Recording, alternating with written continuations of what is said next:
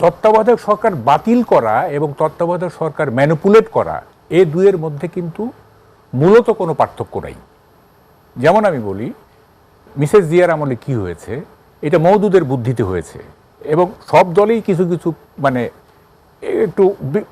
একটু শয়তানি বুদ্ধি থাকে অনেকের। হ্যাঁ, Sheikh Hasina fascist, okay fine, we agree, কিন্তু তার মানে এই না যে সবাই দুধে ধোয়া।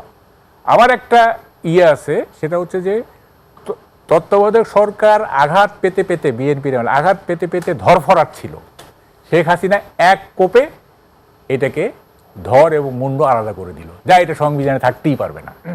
আমার টকারের দু একটা কথা আমি একটু করি, সেটা হচ্ছে যে দেখেন, তত্ত্বাবধায়ক সরকার যে খুব গর্বের কিছু তা কিন্তু না। তত্ত্বাবধায়ক সরকার হচ্ছে আমার গণতন্ত্রের জন্য কলঙ্ক, কিন্তু আমরা এটা বাধ্য হয়ে মেনে নিতে হচ্ছে, আমাদের উপায় নাই।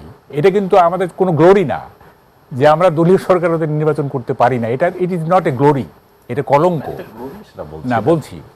আচ্ছা, তারপর 2009 সালে যে 18 যে নির্বাচন বললেন, দেখেন তখন কিন্তু মিসেস জিয়া এবং শেখ হাসিনা দুজনকেই কিন্তু গ্রেপ্তার করা হয়েছিল এবং -2 থিওরি ছিল।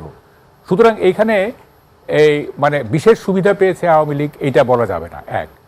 3 নম্বর হচ্ছে যে আপনার তত্ত্বাবধায়ক সরকার বাতিল করা এবং তত্ত্বাবধায়ক সরকার ম্যানিপুলেট করা এই দুয়ের মধ্যে কিন্তু মূলত কোনো পার্থক্য নাই। যেমন আমি বলি, মিসেস জিয়ার আমলে কি হয়েছে, এটা মওদুদের বুদ্ধিতে হয়েছে এবং সব দলেই কিছু কিছু একটু শয়তানি বুদ্ধি থাকে অনেকের। হ্যাঁ, তো মওদুদ সাহেব করলেন কি, মিসেস জিয়াকে বুদ্ধি দিলেন যে KM হাসানের বিচারপতিদের বয়স 2 বছর বাড়িয়ে দেন, তাইলে আমাদের লোক KM হাসান, উনি 80-র দশকে বিএনপির নেতা ছিলেন, উনি কেয়ারটেকার চিফ হবেন, ইমিডিয়েট পাস যেহেতু হয়, তাইলে আমাদের নির্বাচন হয়। সেইভাবে বিচারপতিদের বয়স বাড়িয়ে দেওয়া হলো।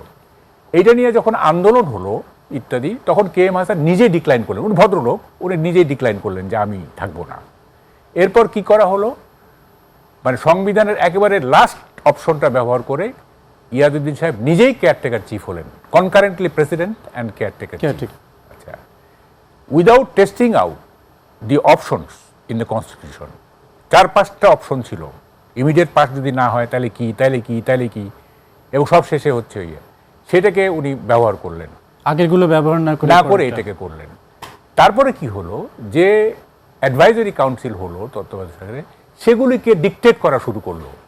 মিসেস জিয়া নিজেই ডিকটেট করছেন তার গুলশানের অফিস থেকে, এগুলো আমরা জানি, এবং কিছু তো পদত্যাগও করলো ইত্যাদি। এগুলি এইসব ইতিহাস, ইতিহাস বলতে গেলে আপনাকে দুই সাইডই বলতে হবে। Sheikh Hasina fascist, okay fine, we agree, কিন্তু তার মানে এই না যে সবাই দুধে ধোয়া। আমার একটা আছে, সেটা হচ্ছে যে তত্ত্বাবধায়ক সরকার আঘাত পেতে পেতে বিএনপির আঘাত পেতে পেতে ধরফরাট ছিল। শেখ হাসিনা এক কোপে এটাকে ধর এবং মুন্ড আলাদা করে দিল, যা এটা সংবিধানে থাকতেই পারবে না। ঠিক আছে, এটা ধরফরাট ছিল যে এটাকে আমাকে এত ম্যানিপুলেট করে, আমাকে এইটা করে, তখন শেখ হাসিনা দেখলো আর তো সুযোগ, হ্যাঁ এটা ম্যানিপুলেট করছে, আমি এটা রাখবোই না। আর তার বিরুদ্ধে দুরভিসন্ধি ছিল, অবশ্যই দুরভিসন্ধি ছিল যে পার্মানেন্টলি কীভাবে ক্ষমতায় থাকা যায়।